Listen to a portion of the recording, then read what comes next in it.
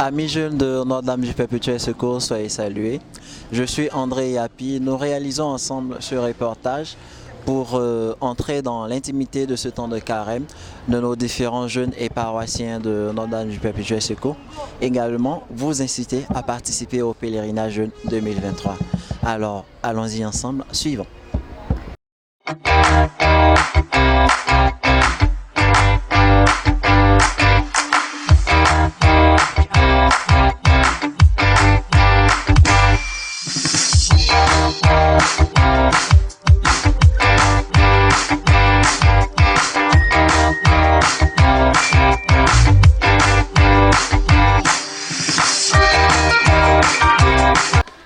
Bonjour monsieur. Bonjour monsieur.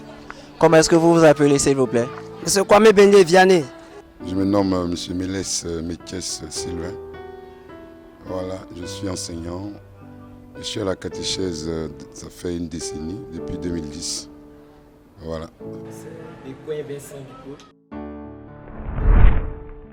Bon, le temps de carême, c'est un temps de conversion, de pénitence. Donc, comme tout bon chrétien, on change de comportement, on a de nouvelles attitudes et on essaie de suivre un peu les piliers du carême. Voilà, la prière, le mot, le partage et surtout le jeûne, qui est un temps de privation. Je pense que tout bon chrétien doit suivre le temps de carême, comme Jésus l'a fait. Comme tout chrétien, c'est un temps très fort qui nous commémore le Christ. Donc on cherche pendant ce temps de carême à mieux mettre nos pas dans ceux de Jésus-Christ. C'est un temps fort que l'Église nous donne pour que chacun de nous puisse se revoir. Donc c'est un exercice spirituel. C'est un exercice spirituel pour moi. Donc il faut dire que c'est un temps fort. Bien sûr, comme tout bon chrétien catholique, le pèlerinage doit faire partie du temps de carême. Car le pèlerinage est un temps fort du temps de carême. C'est pendant le pèlerinage qu'on acquiert beaucoup de connaissances, qu'on marche, on marche pour Dieu et pour Jésus. On fait des efforts de carême. Donc le pèlerinage est très important pour que le carême soit complet. Effectivement, c'est un mouvement que j'ai toujours effectué, puisque je suis encadreur, animateur, catéchiste. Depuis que je suis à la catéchèse, je le fais toujours. Oui, en tant que chrétien, je peux dire que c'est une obligation. C'est une obligation pour tout chrétien. Voilà, au moins, un bon chrétien doit faire au moins un pèlerinage par année. Peut-être si tu es vraiment, tu veux évoluer en spiritualité, une retraite. Sinon le pèlerinage pour moi est vraiment primordial. Bon, le pèlerinage, c'est un départ vers d'autres lieux, c'est-à-dire un lieu qu'on a choisi. Voilà un lieu pour faire le partage, pour apprendre encore la parole de Dieu, pour être ensemble, vivre la famille comme au bon vieux temps. Les anciens le faisaient enfants. Pour moi, le pèlerinage, c'est un endroit où on apprend encore plus dans ce temps de carême-là. Voilà, certaines choses qu'on ne savait pas. On a les textes qu'on lit, il y a la marche, il y a les chants, et puis il y a l'ambiance. Et puis ce qu'on peut savoir, la leçon qu'on retire du pèlerinage, c'est qu'en revenant du pèlerinage, on s'est dit qu'on est soulagé.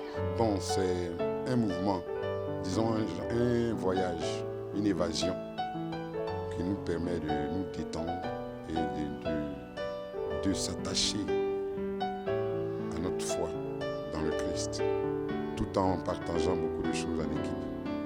Voilà, c'est ce que ça signifie pour moi, un pèlerinage.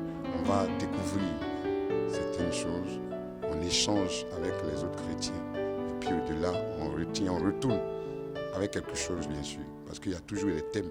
Quand on fait les pélés, il y a un thème, on le développe, on le signifie. Quand on revient là, on a l'espoir, ou bien sinon la ferme conviction qu'on a reçu ce pourquoi on a fait le voyage. Je pense que ça m'a affublé. Mais néanmoins, chaque année, je participe à un pèlerinage. Et s'il y a bien organisé de pèlerinage, je vais à l'intérieur, choisir une paroisse comme ça. Je fais mon pèlerinage. Parce que chaque année, moi je participe à un pèlerinage. C'est le dernier pèlerinage avant la Covid. Voilà, j'étais animateur du groupe, je crois, l'avant-dernier groupe, j'étais dans la trentaine là-bas.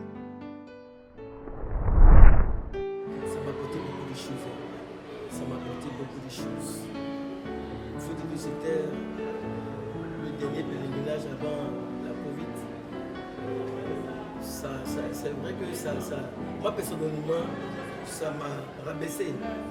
Parce que ne pas participer à un pèlerinage, c'est comme une mort spirituelle. Voilà. Et je bénis Dieu pour nos pères qui cette année ont réveillé, ont permis aux jeunes de vivre vraiment ce moment-là. Merci pour nos pères. Bon, je vais aller un peu dans les choses. L'espace n'était pas trop adapté parce que c'était pas trop hygiénique. On était au bord d'une eau stagnante avec des odeurs bizarres. Voilà, des coins, on dirait, je ne sais pas si c'était une pénitence qu'on nous faisait subir. Là, c'était comme si c'était un mangeoire de bœuf. Voilà, où il y avait le fourrage, tout ça qui était pourri. Bon, on a nettoyé les choses, on s'est mis, et puis bon, on s'est concentré, on a fait le pélé. Ça, c'était le coin de regroupement. Sinon, à l'intérieur, bon, on était parti dans les champs, les plantations de palmiers, là. On s'est recueilli, bon, ça va, dans l'ensemble. Mais c'était en fait le centre de regroupement là qui était un peu piteux. Je pense que tout ça, Paul l'a dit à son disciple, Timothée, profite-toi de ta jeunesse, mais sache que chaque acte que tu vas poser sera vraiment bénéfique, pouvoir mettre ta foi en Dieu. Donc en tant que jeune, je pense que c'est l'occasion de pouvoir profiter de l'occasion pour que nous puissions vraiment avancer en notre foi. Et c'est en cela que Dieu verra vraiment que nous sommes des chrétiens engagés. Ok, le pèlerinage, comme tout enfant, jeune, adulte, quel que soit le niveau, même si tu ne fais pas de catéchèse, tu dois le pèlerinage. Grâce au pèlerinage, tu peux accentuer encore le carême. C'est-à-dire que ton carême serait plus encore fort, car le pèlerinage te permettra encore d'acquérir d'autres connaissances. Tous ceux qui ne sont pas encore inscrits au pèlerinage, qui viennent le faire, et que chacun de nous vient toujours partir un pèlerinage, car dans un temps de carême sans pèlerinage, c'est que tu n'as rien fait. Le pèlerinage est un point clé. Je vous remercie. Alors, nous disons merci à M. Beignet, c'est cela, qui s'est prêté à nos différentes questions. Nous nous disons à bientôt. Merci.